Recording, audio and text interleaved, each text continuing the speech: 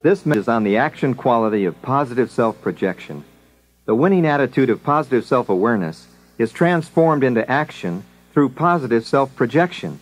You know, winners in life are walking, talking examples of positive self-projection. You can always spot a winner when he or she first enters a room. Winners project a kind of aura about them. They know that a smile is the universal language that opens doors and melts defenses and saves 1,000 words. A smile is the light in your window that tells others there's a caring, sharing person inside.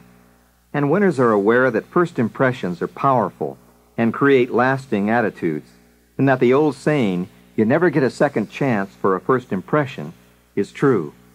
They understand that interpersonal relationships can be won or lost in about the first 4 minutes of conversation.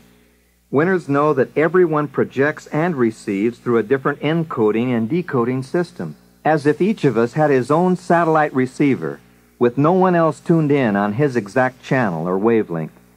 Therefore, the winners in life realize that the best they can hope for in the communication process with others is for a common level of understanding profitable to the other person or the rest of the group. That's the best they can hope for.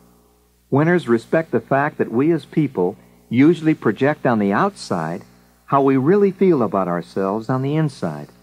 For example, when we aren't feeling well physically, we don't seem to look as well at the skin or surface level either. And correspondingly, when we don't feel good about ourselves emotionally or mentally, we don't seem to make a very good impression with our looks, our personal grooming, or clothing habits. Studies have shown the definite correlation between looking good and success in life. Since we behave according to the way we think we look, rather than the way we actually look to others, those of us who can learn to be fairly satisfied with our features are way ahead of the game as far as being real winners in the game of life. In today's cosmetic, chemical, and plastic society, there's a real need for internal value when we consider the true meaning of positive self-projection. We seem to be taking a good thing, which is doing the best with what we've got, and going overboard with self-indulgence in an attempt to buy the fountain of youth or superficial happiness. We know, of course, that the kind of house, car, clothing, and possessions that we show off to the world is our attempt to tell others who we are. But the true winners project success without flaunting it. The winners may not always be able to afford to buy the very best and most expensive of everything, but they always do the very best with what they've got and with what they can afford, knowing that the world is looking. Another important point in winning self-projection is the way in which we introduce ourselves to others. It sounds so basic, almost silly. Winners in nearly every first encounter lead by giving their own name first. "Hello, my name is Dennis Waitley." As simple as it may seem, by stating our own name up front in a positive, affirmative manner, we're projecting self-worth and giving others immediate reason to accept us as someone important to remember. Winners learn the art of projecting themselves through active listening. Once they introduce themselves, they become the listeners. They know that listeners learn a great deal, while talkers learn nothing. And winners ask questions when they do speak.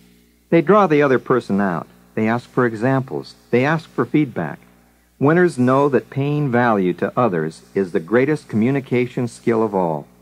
Earl Nightingale, one of the greatest self-development philosophers of our time, calls this unique skill the "I'll make them glad they talk with me" attitude. And last and most importantly, winners in life project constructive, supportive ideas. They're neither cynical nor critical. Winners accept another viewpoint as being valid even if it is diametrically opposed to their own beliefs. A winner says, "You know, I appreciate and understand your position. However, I may feel differently, and if so, I'd like to tell you why my position may be different from your own." Think back to the people who've had the most influence on you. You'll likely find that they were people who really cared about you, your parents, or a good teacher, a business associate, a good friend, someone who really was interested in you. When you're with people you care about, their interests and not yours will be the uppermost thing in your mind, and this is most evident in marriage and parenthood. It's been said that marriage is not looking at each other, but looking in the same direction together. And this is just as relevant in other areas of our lives as it is in marriage. Our success in getting along with others and in communicating effectively with them depends upon this same principle. It depends solely upon our ability to help other people solve their problems. This is winning self-projection. Become a total winner by putting yourself together as a total person. Remember, this is not a scrimmage. It's not a drill. There's no replay, because the psychology of winning is a way of life. It's playing the game to win, and it's got to be your Olympic competition every single day.